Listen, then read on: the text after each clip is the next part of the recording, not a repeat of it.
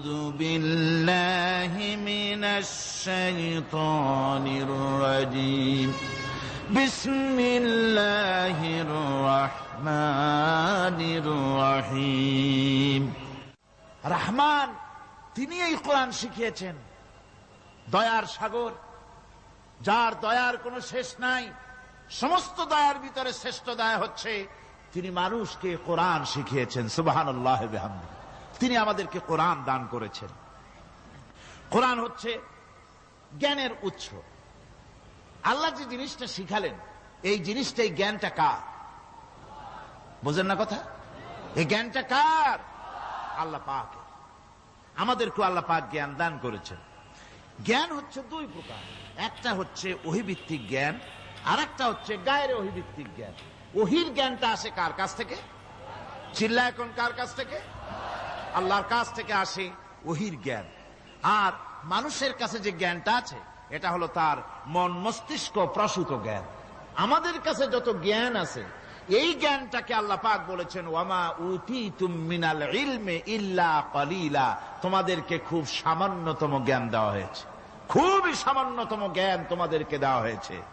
আচ্ছা, আপনারা বলুন, একটা ছোট্ট পাখি আটলান্টিক মহাসাগরের ভেতরে তার ঠোঁটটাকে ডুবিয়ে তারপরে সে যদি ঠোঁটটা তোলে, তাহলে আটলান্টিকের পানি কমবে কতখানি? হ্যাঁ, অনেক কমে যাবে নাকি? আটলান্টিক টের পাবে যে কারো একটা ঠোঁট ঢুকছিল এর মধ্যে? টেরও পাবে না। আটলান্টিক মহাসাগরের ভিতরে পাখি তার চঞ্চুটা ঢুকিয়ে দিয়ে যতটুকুন পানি উঠাতে সক্ষম হয় না। ওহীর জ্ঞান বাদ দিয়ে গোটা পৃথিবীতে মানুষের যত জ্ঞান আছে, মানব সৃষ্টির প্রথম দিন থেকে নিয়ে আজ পর্যন্ত, এখান থেকে নিয়ে কিয়ামত পর্যন্ত যত জ্ঞান এসছে এবং যত জ্ঞান হবে মানুষের, সমস্ত জ্ঞান এক জায়গায় করলে আল্লাহ সুবহানাহু ওয়া তাআলার অনন্ত অসীম জ্ঞানের মহাসমুদ্রের ভেতর থেকে পাখি যেমন আটলান্টিক থেকে যতটুকুন পানি উঠাতে পেরেছে, বিশ্বের মানুষ আল্লাহর জ্ঞান থেকে অতটুকুনও তুলতে পারে না।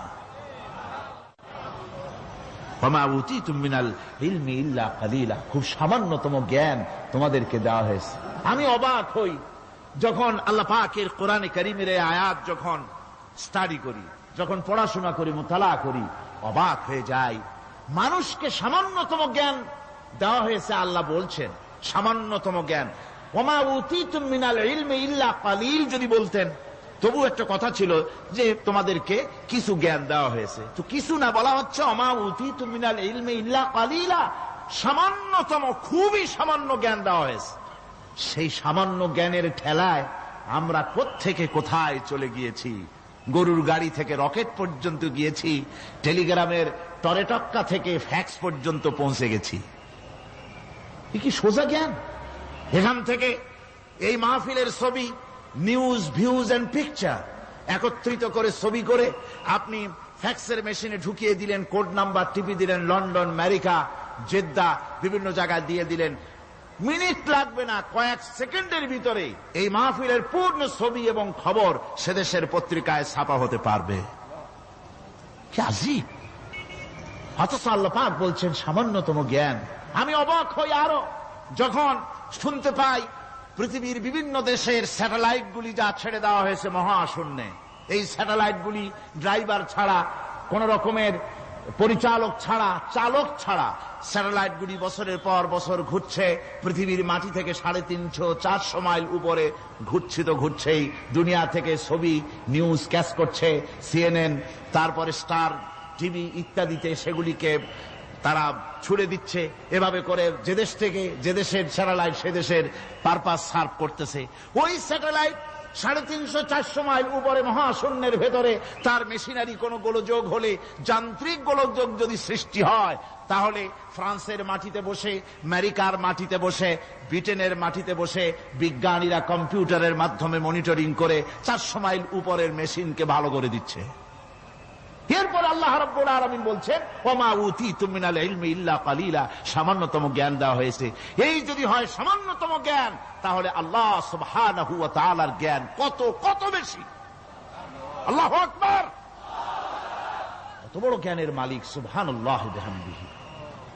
সেই মহান আল্লাহ পাকের পক্ষ থেকে এসেছে কোরআন। কার পক্ষ থেকে? قد جاءكم من الله نور وكتاب مبين। আল্লাহ রাব্বুল আলামিন বলেন, আমি আল্লাহর পক্ষ থেকে তোমাদের জন্য এসেছে আলো, তোমাদের জন্য এসেছে নূর, আর তোমাদেরকে আমি দিয়েছি একখানা কিতাব, স্পষ্ট কিতাব দিয়েছি। নূর দিলাম, আলো দিলাম। সে আলো হলেন জনাবে মুহাম্মদুর রাসূলুল্লাহ সাল্লাল্লাহু আলাইহি ওয়াসাল্লাম। আর আমি যে তোমাদেরকে কিতাব দিয়েছি, সেই কিতাবের নাম কোরআনে কারীম। একখানা কিতাব দিলাম যার নাম কোরআন শরীফ। একখানা কিতাব দিলাম আর একটা আলো দিলাম তোমাদেরকে। আল্লাহ পাক বলছেন তিনি দয়াবান, রহমান, তিনি আমাদেরকে কোরআন শিখিয়েছেন।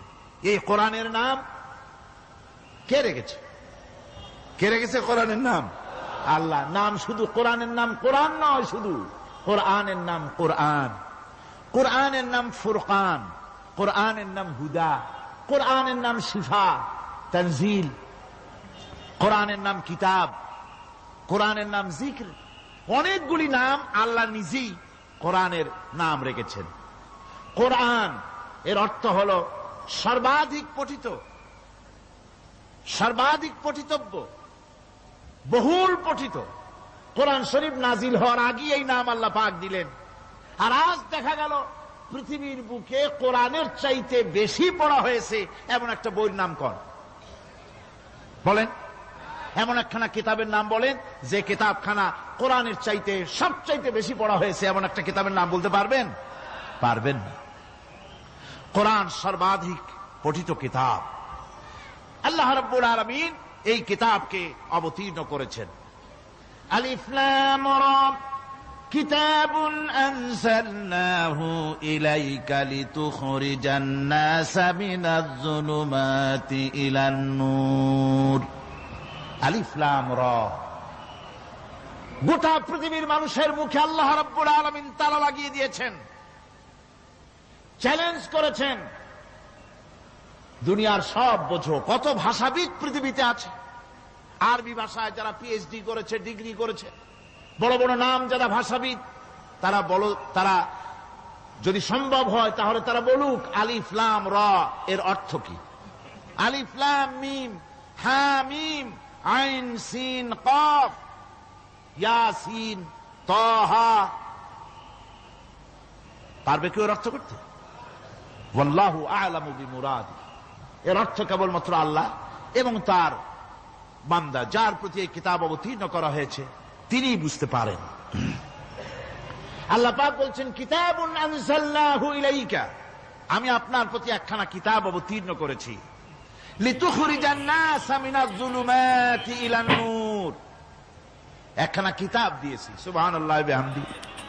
এমন একখানা কিতাব দিলাম যেই কিতাবের সম্পূর্ণ কিতাবখানা 30 পারা কোরআন শরীফে কিতাব, যার প্রতিটি সূরা কিতাব, যার